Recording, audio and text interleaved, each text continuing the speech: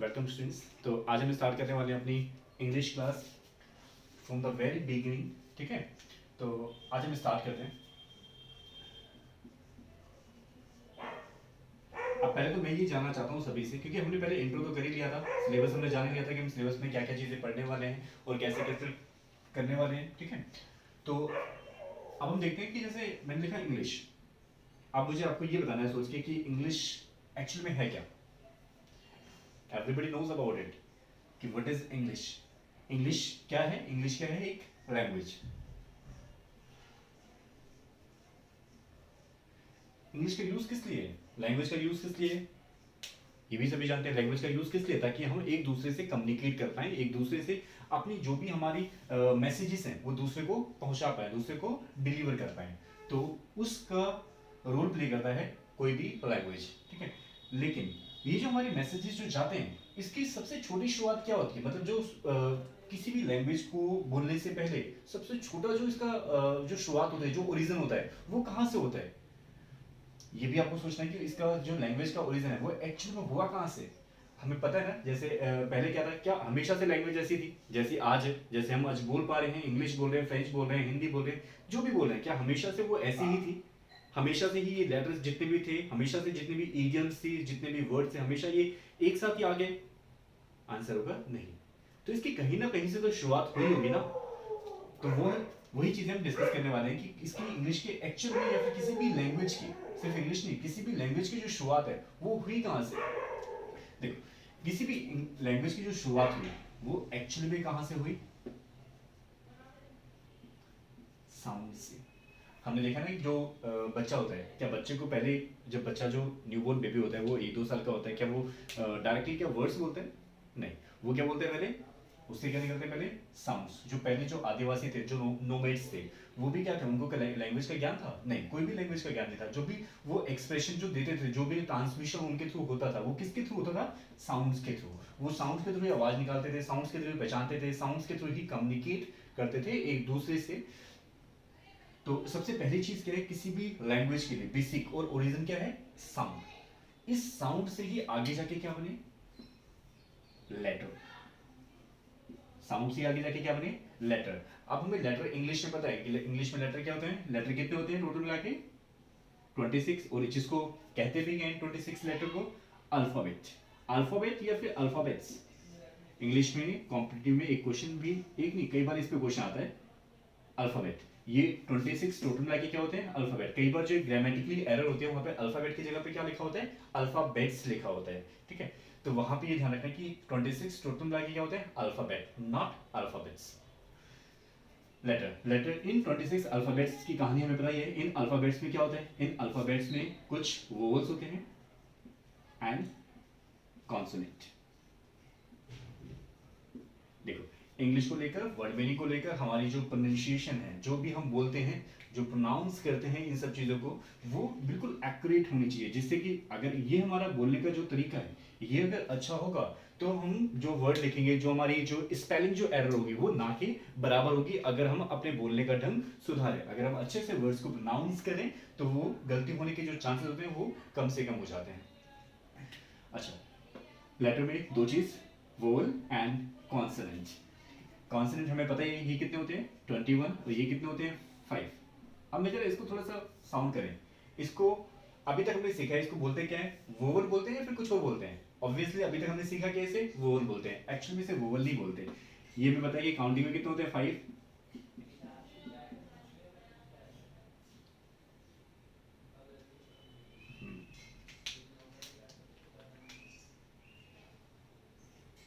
इसे यहाँ पर AEIOU, लेकिन इसे वोवल नहीं बोलते, इसे बोलते हैं, अब आगे से ध्यान रखना, इसे क्या बोलते हैं? वाउल। सिर्फ एक आध जगह पे मैं हिंदी में लिख रहा हूँ ताकि आपको वो जो वर्ड है वो बहुत अच्छे से क्लियर हो। इसे प्रोनाउंस क्या करते हैं? Vowel, not vowel. अभी तक जो हमने इसे कैसे कैसे बोलते थे? वोवल बोलते थे, लेकिन इसे बोलते क्या है? वाउल बोलते हैं। ठीक है, तो जैसे हमने ये सीखा होगा ना, इसे क्या बोलते हैं? बाउल, है ना? वैसे ये बाउल और ये वाउल, नॉट वोवल्स। वोवल्स नहीं, वाउल। ठीक है, तो ये ध्यान रखना, ये वाउल होता है, ये बाउल होता है, एंड दैट इज कॉन्सोनेंट, ठीक है, ये कॉन्सोनेंट। तो आपका जो भी इंग्लिश को लेकर जो भी आप वर्ड सीख रहे हो, जो भी आप वर्ड बोल रहे हो, तो वो आपकी प्रोनाउंसिएशन एकदम उम्दा होनी चाहिए, एकदम बिल्कुल एक्यूरेट होनी चाहिए, ठीक है। अब हमें पता है कि वोवल एंड कॉन्सोनेंट। अब ये जो लेटर है 26 लेटर, इन लेटर को जब हम कंबाइन करते हैं, इन कॉम्बिनेशन से भी कुछ वर्ड बनते हैं, इनको जब हम आपस में मिक्स करते हैं तो उनसे क्या बनता है, वर्ड बनता है। तो आगे हम स्टार्ट करते हैं, हम सीखते हैं कि अब वर्ड क्या होता है। वर्ड हमने लिखे होते देखे, लेकिन वर्ड का एक्चुअल में मतलब क्या होता है। वर्ड क्या होता है अपने आप में, word is a, it is a meaningful arrangement, meaningful arrangement of alphabet. जितने भी अल्फाबेट हैं उन अल्फाबेट में से अगर हम कुछ को अरेंज करके कोई शब्द बनाए, कोई वर्ड बनाए, लेकिन उस वर्ड का अगर मीनिंग है, अरेंज तो किया हमने, जितने भी अल्फाबेट है उनको कुछ को लेकर हमने अरेंज किया, लेकिन अरेंज करने के बाद अगर उसका कोई ना कोई मीनिंग निकल रहा है तब तो वो वर्ड है, अदरवाइज वो वर्ड की डेफिनेशन में कहीं भी सटीक नहीं है। जैसे मैंने लिखा पेन, हमें पता है अल्फाबेट अल्फाबेट अल्फाबेट, इन तीनों को मिला के हमने एक वर्ड बनाया दैट इज पेन, और हमें पता है इस पेन का मतलब तो हमें पता ही है। लेकिन अगर हम इसको डिसऑर्डर कर दें, अगर हम इसका ऑर्डर घुमा दें, ऑर्डर कुछ नहीं रखें, तो क्या ये वर्ड होगा या फिर नहीं होगा। अगर मैं इसको ऐसे लिख दूं NEP, अब इसका मीनिंग, अब हमें पता है कि इसका मीनिंग कुछ भी नहीं है। अगर इसका मीनिंग नहीं है तो इसमें अभी भी क्या है, अल्फाबेट है, लेकिन अगर इसका कोई मीनिंग नहीं है तो ये एक वर्ड नहीं है। जबकि इसमें क्या है, अरेंजमेंट है लेटर्स की, साथ के साथ इसका एक मीनिंग भी है। अगर मीनिंग भी है तो इट मींस ये क्या एक अपने आप में कंप्लीट वर्ड है। समझ आया यहाँ तक, ठीक है। तो इसके आगे चलते हैं। अगर अब हमने बात किसकी की है, अब हमने बात की वर्ड की। अगर हम एक वर्ड की बात की, वर्ड किससे बनता है, ग्रुप ऑफ अल्फाबेट से, ठीक है। ऐसे अगर हम बात करें कि कोई भी अगर सेंटेंस हो, कोई भी अगर सेंटेंस हो तो वो किससे मिलकर बनता है। जो सेंटेंस होता है, सेंटेंस किससे बनता है, सेंटेंस ग्रुप ऑफ वर्ड से बनता है। अगर हमारे पास ग्रुप ऑफ वर्ड हो, ग्रुप ऑफ वर्ड से क्या बनता है, सेंटेंस। तो जैसे अगर हम जानने की कोशिश करें, सेंटेंस, सेंटेंस क्या है, अ मीनिंगफुल अरेंजमेंट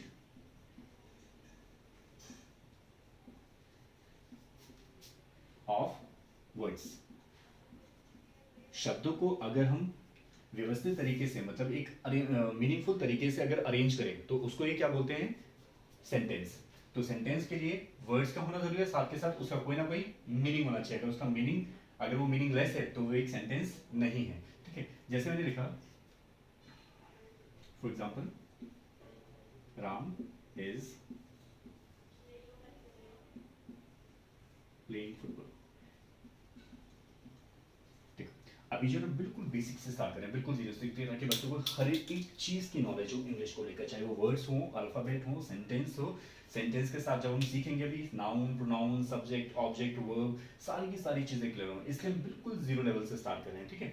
ये सिर्फ आज की क्लास में, आज की क्लास होते ही आपकी जो स्पीड है वो थोड़े से स्पीड और सोचने का तरीका, सोचने का जो विचार है, जो जिस भी तरीके से हम इंग्लिश को लेते हुए चलेंगे तो सारी चीजें चेंज होने वाली हैं अभी। जैसे मैंने लिखा, राम इज प्लेइंग फुटबॉल। अब हमें लिखना है कि ये भी क्या है, एक सब्जेक्ट, ये भी सब्जेक्ट, ये भी सब्जेक्ट, ये भी सब्जेक्ट, ठीक है। अब मैं इसको ऐसे लिखूं,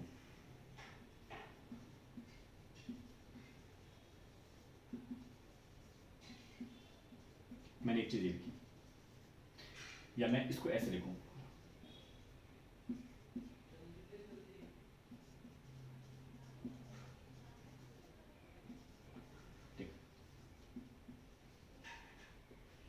किसी को भी, जिसको भी इंग्लिश का ज्ञान नहीं भी है ना, वो भी क्या करेगा, वो भी यहाँ पे मीनिंग निकाल सकता है कि इसका भी अपना एक मीनिंग है, इसका भी अपना मीनिंग है, इसका भी अपना मीनिंग है। लेकिन क्या तीनों ही ठीक है, या फिर कुछ ठीक है, या फिर एक ठीक है, या फिर सारे के सारे गलत हैं। तो हम ये पाएंगे कि जैसे हमने ये लिखा, राम प्लेइंग फुटबॉल, मीनिंग तो अभी भी हमें निकल रहा है कि राम फुटबॉल खेल रहा है, राम फुटबॉल प्लेइंग, मीनिंग अभी भी हम निकालेंगे कि राम फुटबॉल खेल रहा है। लेकिन यहाँ पर क्या है, यहाँ पे ये जो है अरेंजमेंट गलत है। अगर अरेंजमेंट गलत है तो वो प्रॉपर जो है एक सेंटेंस नहीं है, इनकम्प्लीट सेंटेंस है। मीनिंग निकलेगा लेकिन उसका ऑर्डर भी सही होना चाहिए। अगर ऑर्डर सही है तभी उसके बाद जो है वो एक मीनिंगफुल सेंटेंस है, अदरवाइज नहीं। तो जैसे इसका ऑर्डर, जो सेंटेंस होता है, सेंटेंस का ऑर्डर हमेशा क्या होना चाहिए, सेंटेंस का हमेशा ऑर्डर ऐसे होना चाहिए, पहले क्या होना चाहिए, सब्जेक्ट, सब्जेक्ट के बाद हेल्पिंग वर्ब, हेल्पिंग वर्ब के बाद मेन वर्ब, मेन वर्ब के बाद ऑब्जेक्ट। ये सिंपल सेंटेंस है। अब सिंपल सेंटेंस में हम इन सेंटेंसेस को किस किस तरीके से बढ़ाएंगे, किस किस तरीके से सीखेंगे, वो आगे जब हम टेंस वाला चैप्टर करेंगे और बाकी जो चैप्टर्स पढ़ेंगे, जब हम सेंटेंस की फॉर्मेशंस करना सीखेंगे, सेंटेंस कितने तरीकों से हम अरेंज करते हैं, कितने तरीके से होते हैं, वो सारी चीजें उसके अंदर सीखेंगे। लेकिन जो सिंपल जो सेंटेंस की जो डेफिनेशन है वो कैसे होती है, subject, helping verb, main verb and object. अब सब्जेक्ट के क्या होते हैं, हेल्पिंग वर्ब क्या होती है, मेन वर्ब क्या होती है, ऑब्जेक्ट क्या होती है, ये सारी की सारी कहानी हम आगे पढ़ेंगे। लेकिन उन सब्जेक्ट को समझने के लिए, सब्जेक्ट अभी हम छोटा समझते हैं, सब्जेक्ट हमेशा क्या होता है, सब्जेक्ट या तो नाउन होता है या फिर प्रोनाउन होता है। हेल्पिंग वर्ब क्या होती है, हेल्पिंग वर्ब हमने पता है, हेल्पिंग वर्ब क्या होती है, is, am, are, was were, has, have, had, ये सारी क्या होती है, हेल्पिंग वर्ब होती है। ये सारी की सारी अभी हम डिस्कस करेंगे। मेन वर्ब क्या होती है, मेन वर्ब हमें पता है कि वर्ब की first form, second form, third form, fifth form, fourth form, वो सारी के सारी क्या होती है, मेन वर्ब होती है। ऑब्जेक्ट भी हमेशा क्या होता है, ऑब्जेक्ट भी हमेशा नाउन या फिर प्रोनाउन होता है। ये सारी चीजें डिस्कस करने वाले हैं। नाउन क्या होता है, प्रोनाउन क्या है, हेल्पिंग वर्ब क्या है, मेन वर्ब क्या है, ये सारी की सारी चीजें। लेकिन किसी भी सेंटेंसेस को बनाने के लिए सबसे पहले उसमें जितनी भी इसमें फॉर्मेशन है, जितने भी हम वर्ड्स इसमें यूज कर रहे हैं, उन सबको बनाने के लिए सबसे पहले क्या जरूरी है, parts of speech. Means grammar के फॉर्मेशन को समझने के लिए, ग्रामर के लिए सबसे जो बेसिक और नेसेसरी चीज है वो है पार्ट्स ऑफ स्पीच। तो पहले हम पार्ट्स ऑफ स्पीच डिस्कस करते हैं, पार्ट्स ऑफ स्पीच में क्या क्या चीजें होती हैं, उसके बाद हम स्टार्ट करते हैं। पार्ट्स ऑफ स्पीच से तो स्टार्ट नहीं करेंगे, लेकिन पार्ट्स ऑफ स्पीच से आने वाली जो पहले वाली चीजें हैं उनमें से कहीं से स्टार्ट करेंगे, ठीक है। तो समझते पहले पार्ट्स ऑफ स्पीच क्या है।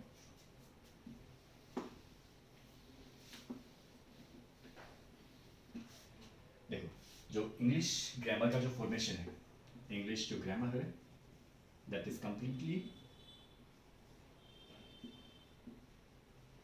And partially depend on parts of speech.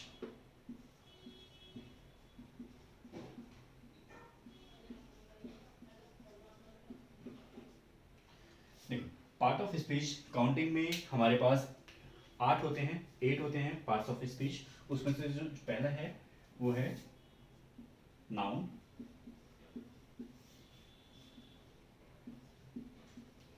Pronoun, adjective, verb, adverb, preposition,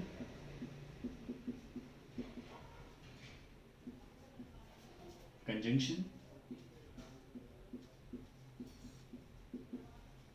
the last one is interjection। देखो, अभी हम थोड़ा सा बेसिक समझते हैं इसके बारे में। नाउन क्या है, प्रोनाउन क्या है, एडजेक्टिव, ये पार्ट्स ऑफ स्पीच, इन सब का अपना अपना क्या क्या मीनिंग है।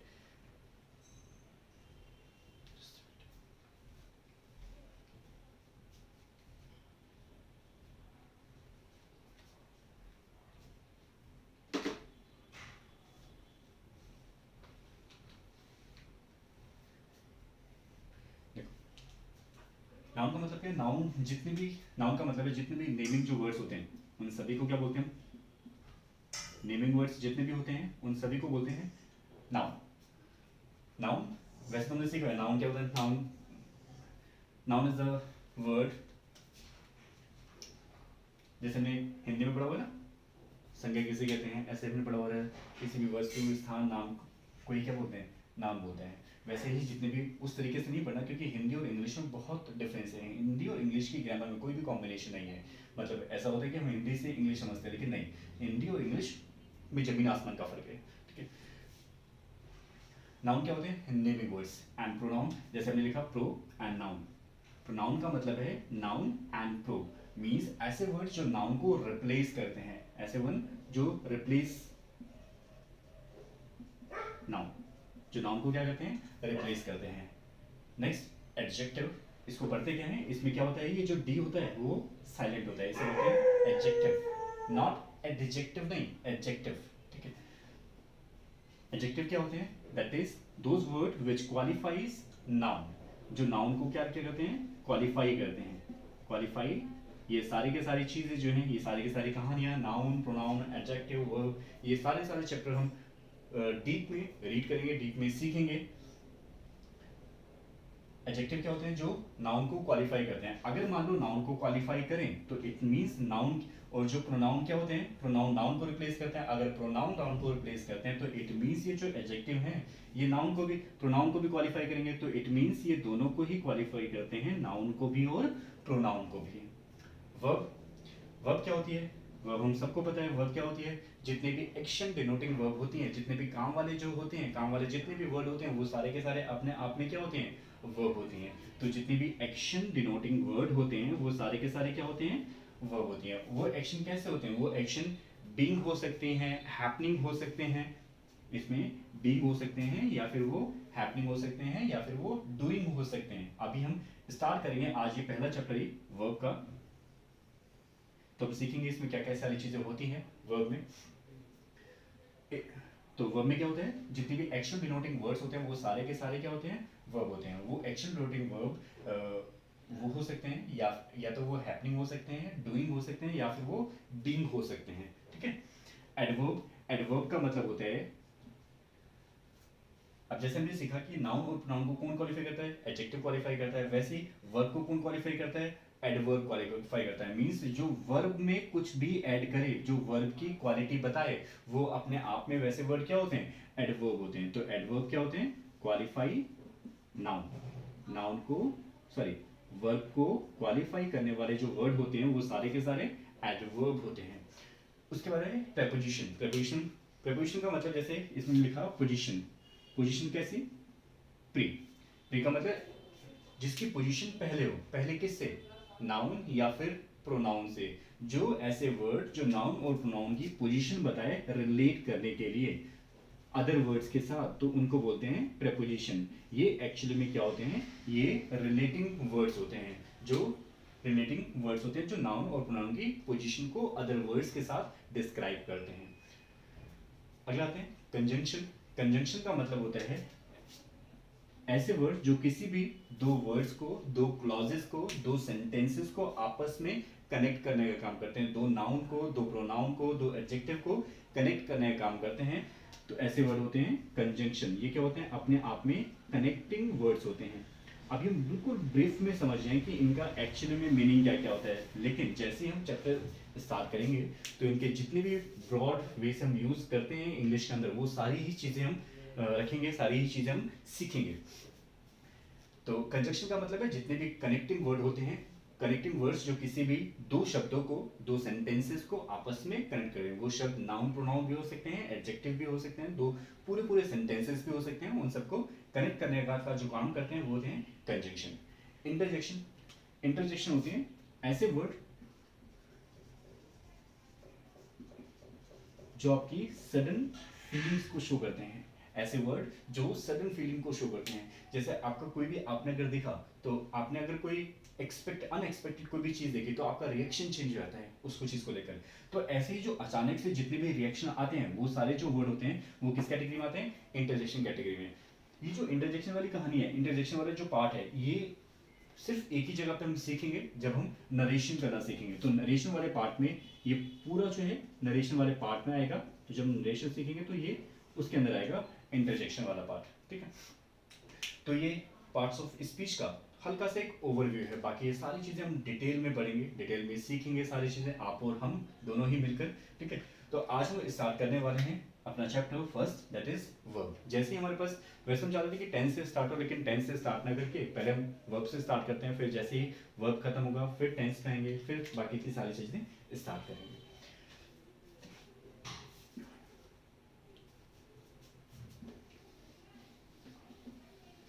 लेकिन आपने अभी तक जैसे भी वर्ब सीखी है, वर्ब को जाना है, वर्ब को पहचाना है, वर्ब आज और अब से वैसी नहीं होने वाली जैसे भी आपने अब तक देखी या फिर सीखी है। ठीक है।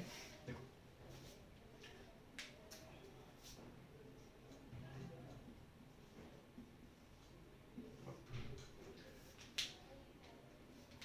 वर्ब में हमने ये सीखा होगा कि वर्ब क्या होते हैं। वर्ब जितने भी एक्शन डिनोटिंग वर्ड होते हैं वो सारे के सारे क्या होती हैं, वर्ब। वर्ब का मतलब क्या है, जो भी एक्शन, जो भी यहाँ पे भी एक्शन शो हो रहा है वो क्या है अपने आप में वर्ब। वर्ब के हमने सबने फॉर्म याद किए, वर्ब की first form, second form, third form, ये सारी हमने याद किए हैं। और मैं ये लिखवाने नहीं वाला आपको first form, second form, third form मैं लिखवाने नहीं वाला, वो आपको बुक से याद करनी है कि वर्ब की first form, second form, third form आपको खुद किसी भी बुक से, स्पेशली आप कोशिश करना कि बुक लेना आप प्लिंथ टू पैरामाउंट प्रैक्टिस के लिए।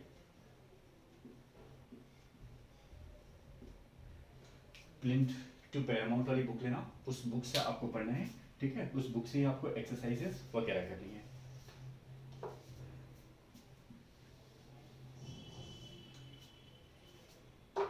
अच्छा, वर्ब क्या होती है, वर्ब जितने भी एक्शन डिनोटिंग वर्ड होते हैं वो सारे के सारे क्या होते हैं, एक्शन डिनोटिंग जितने भी वर्ड होते हैं वो सारे के सारे क्या होती हैं, वर्ब होती हैं, ठीक है। अब वर्ब को 3 कैटेगरी में डिवाइड किया है।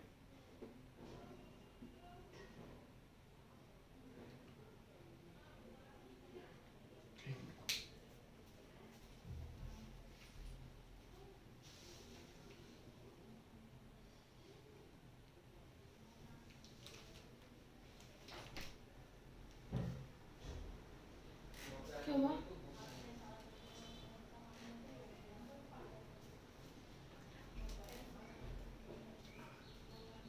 देखो, अब हम वर्ब स्टार्ट करते हैं। वर्ब की तीनों फॉर्म जो हैं, जो फॉर्म्स हैं वर्ब की first form, second form, third form, वो हमें याद करनी है बुक से, कोई सी भी बुक से आप याद कर सकते हैं। वर्ब का अपना मतलब होता है कि वर्ब इट एक्सप्रेसेस या it qualifies, it expresses being, happening and doing. Verb क्या होती है, वर्ब अपने आप को एक्सप्रेस करती है। वर्ब या तो बीइंग होती है, या हैपनिंग होती है, या फिर डूइंग होती है। मींस जो भी काम होता है, जो भी हम काम करते हैं, वो 3 तरीकों से हम डिस्क्राइब कर सकते हैं। वो 3 तरीके से हो सकता है, या तो वो काम बीइंग होता है, या तो वो काम हैपनिंग होता है, या फिर वो काम डूइंग होता है। जैसे जैसे अगर मैं ये लिखूं, जैसे मैं लिखूं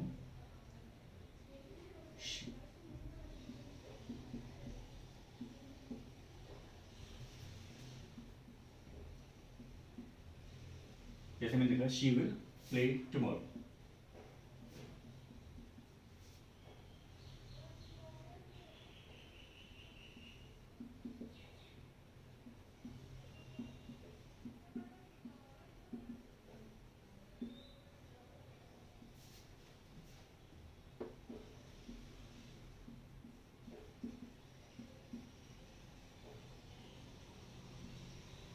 अब जैसे मैंने लिखा she will play tomorrow, it will rain tonight, we are friends. We have to just focus on verbs. अब अगर हम देखें ये verb play,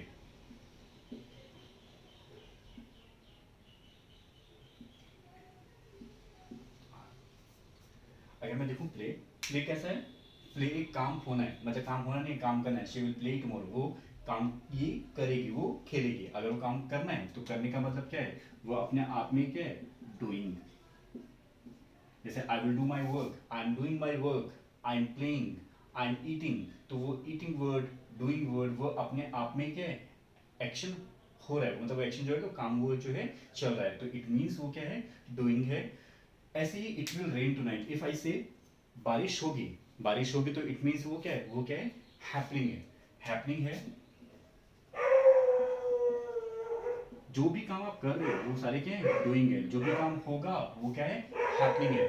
और जो भी स्टैटिक है, स्टैटिक का मतलब वो स्टेट को दिखा है। वी आर फ्रेंड्स मीन्स यहाँ पे कोई ना तो काम हो रहा है, ना तो काम हो रहा है, ना ही कोई कर रहा है, ना तो काम हो रहा है, ना ही कोई कर रहा है। अगर ऐसा कुछ नहीं हो रहा तो इट मीन्स ये क्या है, एक स्टेट को शो कर रहा है। और जो भी स्टेट को शो कर रहा है वो अपने आप में क्या होती है, बीइंग वर्ब।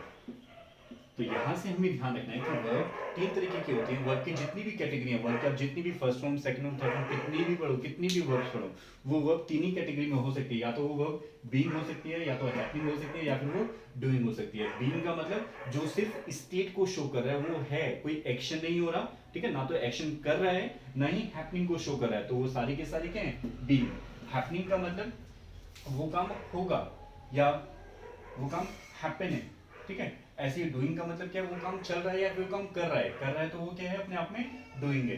तो इट मींस ये जो वर्ब होती हैं, वर्ब की हमने तीन कैटेगरी डिवाइडेड की, डूइंग, हैपनिंग और being. We have to analyse that verb is being, happening और डूइंग, ठीक है। तो इस तरीके से हमें पहचाना है कि वर्ब डूइंग है, हैपनिंग है या फिर बीइंग है। अभी हम काफी सारे एग्जांपल्स पढ़ेंगे इसके अंदर, हैपनिंग के भी, डूइंग के भी। जैसे मैं एक दो चीजें और रिपीट करूंगा, जैसे मैं लिखा वर्ब, देखो एक जो वर्ड है ना, एक जो वर्ड है, एक जो वर्ब है, वो अपने आप में दोनों काम एक साथ भी हो सकते हैं। वो डूइंग भी हो सकती है, वो हैपनिंग भी हो सकती है। जैसे हमने बर्न लिखा, बर्न का मतलब क्या होता है, बर्न का मतलब जलना भी होता है और जलाना भी होता है। अगर जलाना है इट मीन्स वो काम मैं कर रहा हूं, तो इट मीन्स वो क्या है, डूइंग। लेकिन जलना वो अपने आप हो रहा है, अपने आप हो रहा है तो क्या है, हैपनिंग। और कोई कर रहा है तो क्या है, डूइंग, ठीक है, समझ आया। तो इस तरीके से हमें चेक करना है। अगर मैं कोई काम कर रहा हूँ इट मीन्स वो क्या है, डूइंग है। अगर वो कोई काम हो रहा है तो इट मीन्स वो क्या है, हैपनिंग है। जैसे जैसे हमने बर्न कर लिया, बर्न में दोनों ही है, जलना भी है और जलाना भी है। जलना वो अपने आप जलाना, तो इट मीन्स वो क्या है, हैपनिंग। लेकिन आप जला रहे हो तो इट मीन्स वो क्या है, डूइंग। अब मैं बोलूं स्टार्ट, स्टार्ट, स्प्रेड, कई ऐसे वर्ड हैं जिनमें दोनों चीज होती हैं, वो डूइंग भी होती है एक ही टाइम पर, वो हैपनिंग भी होती है सेम टाइम पर। स्टार्ट, स्टार्ट को हम दोनों तरीकों से यूज कर सकते हैं। स्टार्ट का मतलब शुरू करना भी होता है और शुरू होना भी होता है। शुरू करना भी है और शुरू होना भी है। अगर शुरू करना है तो इट मीन्स ये क्या है, डूइंग। शुरू होना है तो इसका मतलब ये क्या है, हैपनिंग। स्प्रेड, स्प्रेड मीन्स फैलना भी है और स्प्रेड मीन्स फैलाना भी है। अगर फैलना है तो इट मीन्स ये क्या है, हैपनिंग। फैलाना है, if I am doing that means it is doing. If it is happening itself that means ये क्या है, happening, ठीक है। तो start, इस तरीके से कई सारे वर्ड है जो दोनों तरीकों से काम करते हैं। वो होना भी होता है और करना भी होता है। अगर वो करना है तो क्या है, डूइंग। अगर वो होना है तो अपने आप में क्या है, हैपनिंग। तो इस तरीके से हमें वर्ड को पहचानना है कि वो कौन सी हैपनिंग है या फिर डूइंग है, ठीक है। एक बार रफ करते हैं, रफ करते हैं।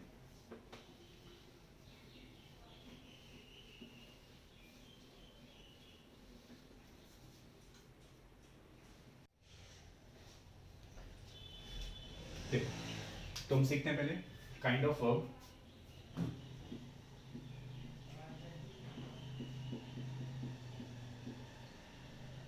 वर्ब की स्पेशली दो कैटेगरी है। पहली, पहले ये ऑक्सिलरी वर्ब। ऑक्सिलरी वर्ब का मतलब होता है जो हेल्पिंग वर्ब होती हैं उन्हें हेल्पिंग वर्ब को ही बोलते हैं ऑक्सिलरी वर्ब। हेल्पिंग वर्ब को क्या बोलते हैं, ऑक्सिलरी वर्ब।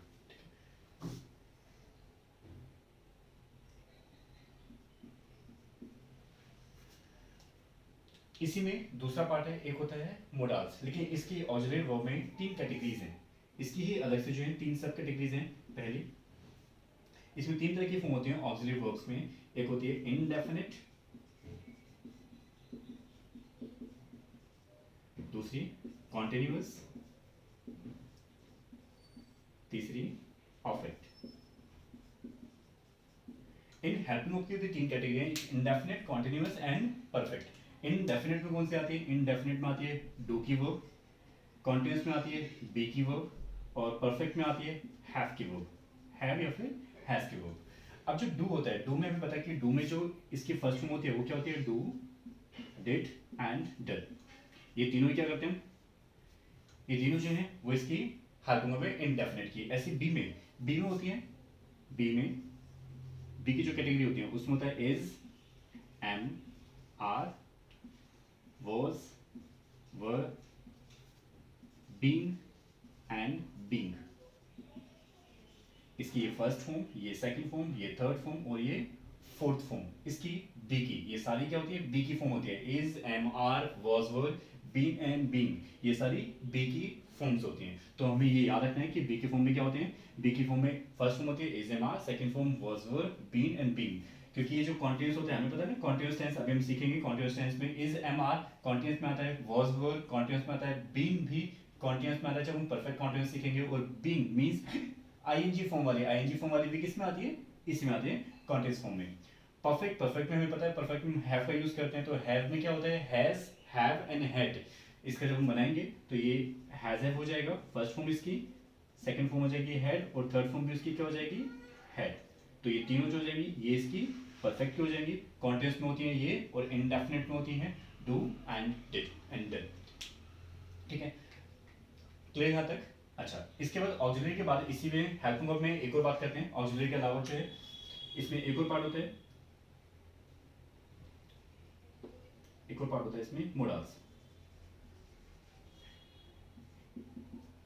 मोडाल्स, मोडाल्स क्या करते हैं, मोडाल्स हमारी, मोडाल्स में सबको पता है मोडाल्स क्या होते हैं, ये भी हेल्पिंग वर्ब की तरीके से ट्रीट करते हैं। लेकिन मोडाल्स का मतलब होता है जो हमारी इंटेंशंस को एक्सप्रेस करते हैं। ऐसे वर्ड जो हेल्पिंग वर्ब के तरीके से ट्रीट होते हैं लेकिन वो हमारी इंटेंशंस को एक्सप्रेस करते हैं। जो इंटेंशन एक्सप्रेस करने वाले जो वर्ड होते हैं वो सारे के सारे क्या होते हैं, मोडाल्स। और मोडाल्स में जितने भी हमने पहले जो 9th में 10th में मतलब जो भी हमने सीखे हुए वो सारे ये होते हैं। जैसे हमने ये सीखा है can, could, may, might and etcetera.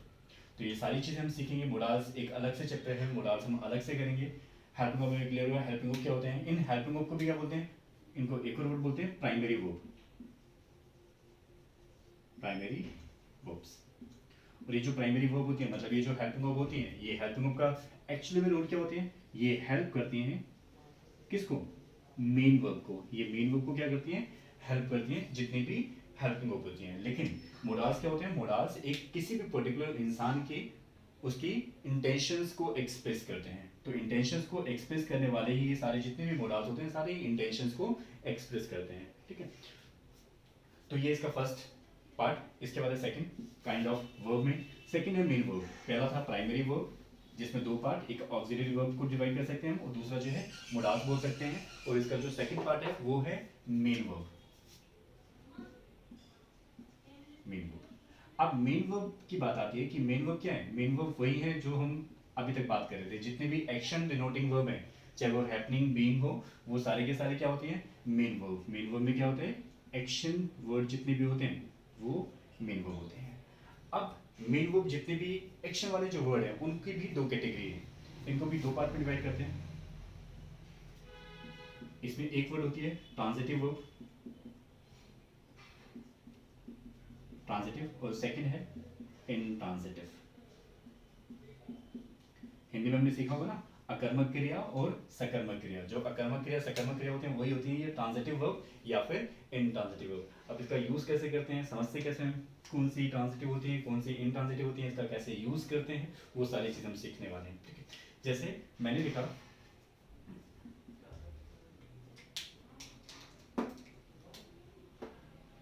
जैसे मैंने बात की ट्रांजिटिव वर्ब की,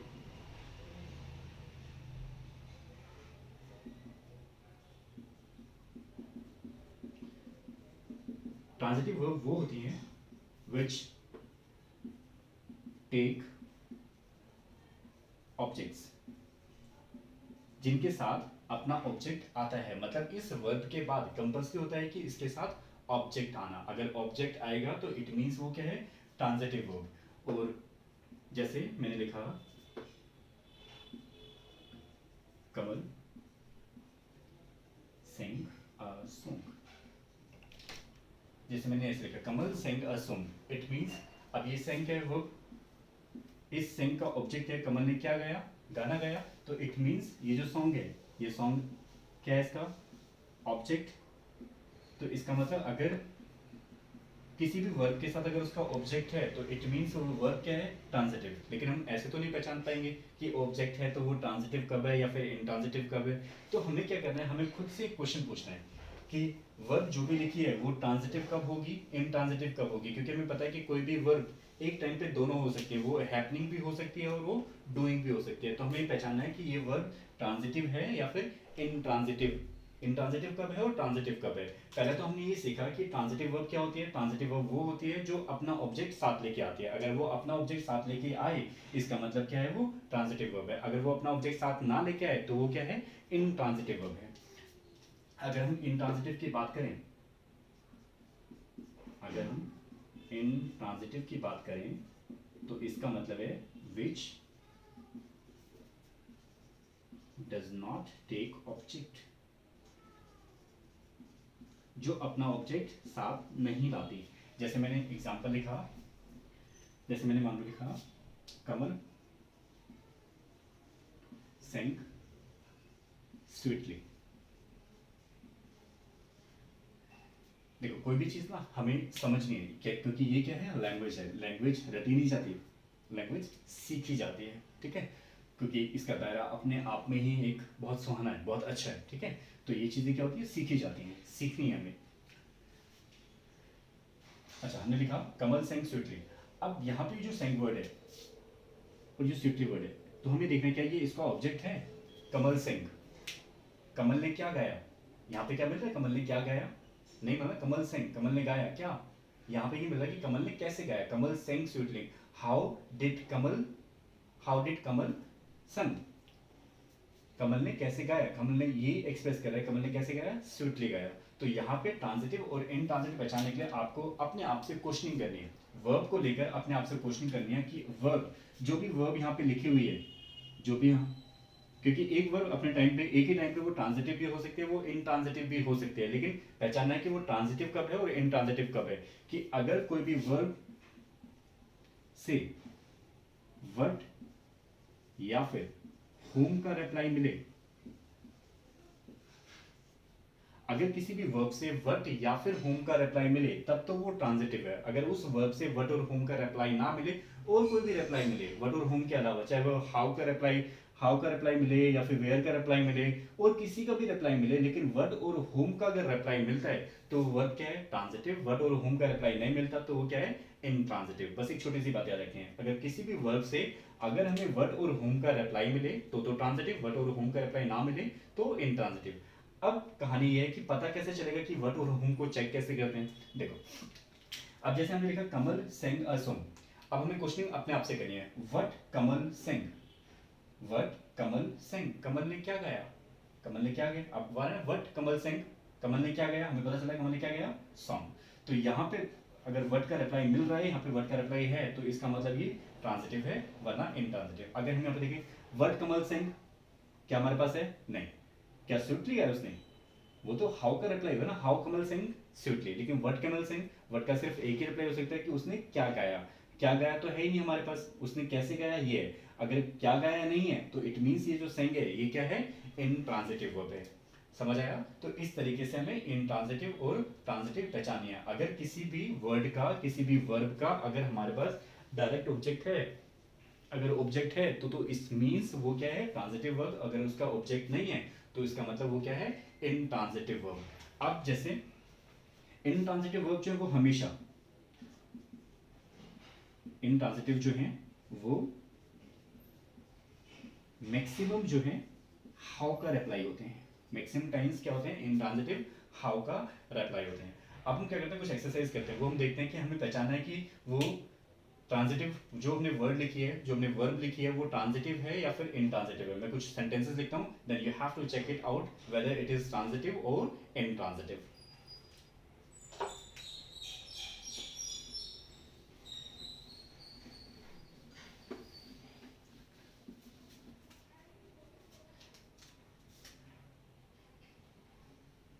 जैसे मैं लिखा फर्स्ट,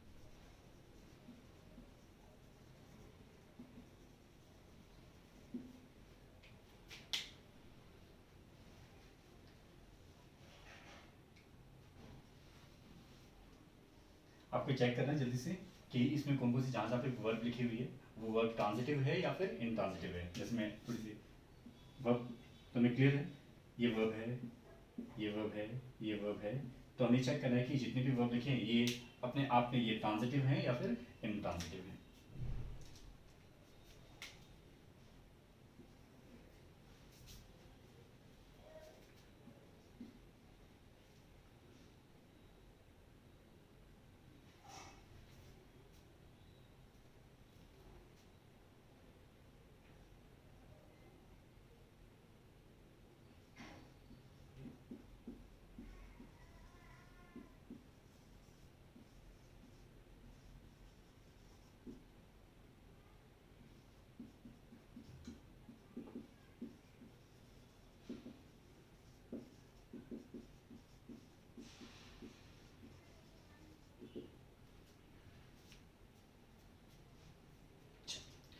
अब ये चेक करते हैं कि इसमें कौन कौन से वर्ब ट्रांजिटिव हैं या फिर इनट्रांजिटिव हैं।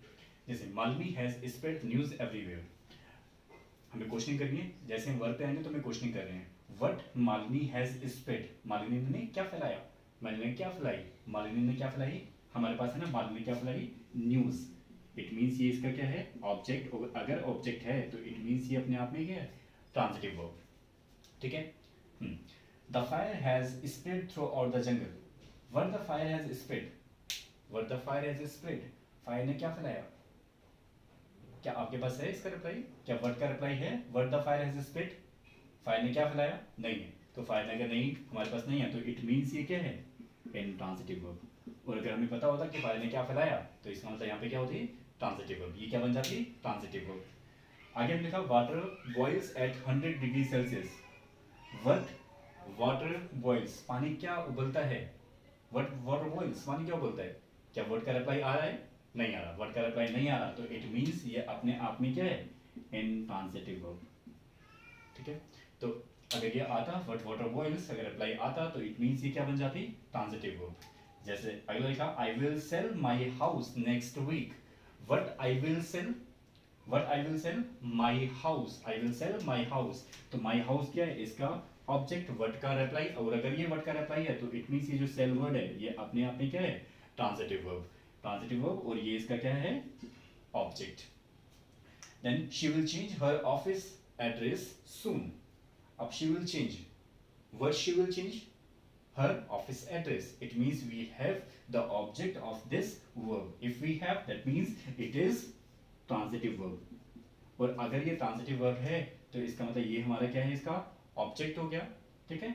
आगे it will change automatically, it will change, what it will change, हमारे पास नहीं है व्हाट इट विल चेंज, नहीं है। इट विल चेंज ऑटोमेटिकली, वो अपने आप ही चेंज हो जाएगी, अपने आप ही चेंज हो जाएगी। तो it means it will change, word का रिप्लाई नहीं है। और अगर वर्ड का रिप्लाई नहीं है तो ये अपने आप में क्या है, इनट्रांजिटिव।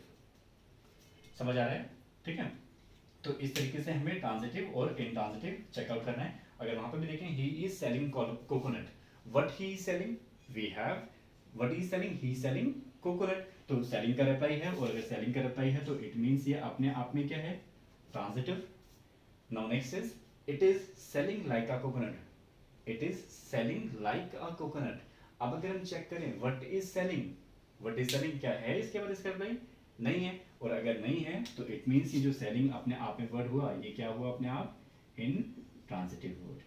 तो अब तो जो वर्ड होते हैं, जो वर्ब होती हैं वो एक ही टाइम पे दो जो एक जो वर्ब है वो ट्रांजिटिव भी हो सकती है, वो इनट्रांजिटिव भी हो सकती है। अगर उस ट्रांजिटिव वर्ब का ऑब्जेक्ट आपके पास है, अगर वो व्हाट और whom का रिप्लाई है तो इट मींस वो क्या है, ट्रांजिटिव वर्ब है। अगर व्हाट और whom का रिप्लाई नहीं है तो इट मींस वो क्या बन जाएगी, इनट्रांजिटिव वर्ब बन जाएगी। होपफुली आपको ये सारी चीजें समझ में आई होगी। तो आज की जो क्लास है वो हम यहीं तक रखते हैं। आपको कोशिश करनी है कि ट्रांजिटिव वर्ब इनट्रांजिटिव वर्ब पे एक्सरसाइजेस करनी है, चाहे वो आप कहीं से भी कर सकते हो, आप गूगल से भी कर सकते हो, मोबाइल से भी कर सकते हो और बुक से भी चेक कर सकते हो कि ट्रांजिटिव कैसे होती है, इनट्रांजिटिव वर्ड कैसे होते हैं, इनट्रांजिटिव वर्ब कैसे होते हैं। इसके बाद हम सीखेंगे अगली क्लास में कि ट्रांजिटिव वर्ब के हम कैसे कैसे यूज करते हैं, ग्रामेटिकली जो एरर होती है वो ट्रांजिटिव वर्ब की कैसे कैसे चेक की जाती है, वो हम अगली क्लास में सीखेंगे। तो आज की क्लास इंग्लिश की यहीं तक ही रखते हैं। ठीक है, ओके, गुड बाय।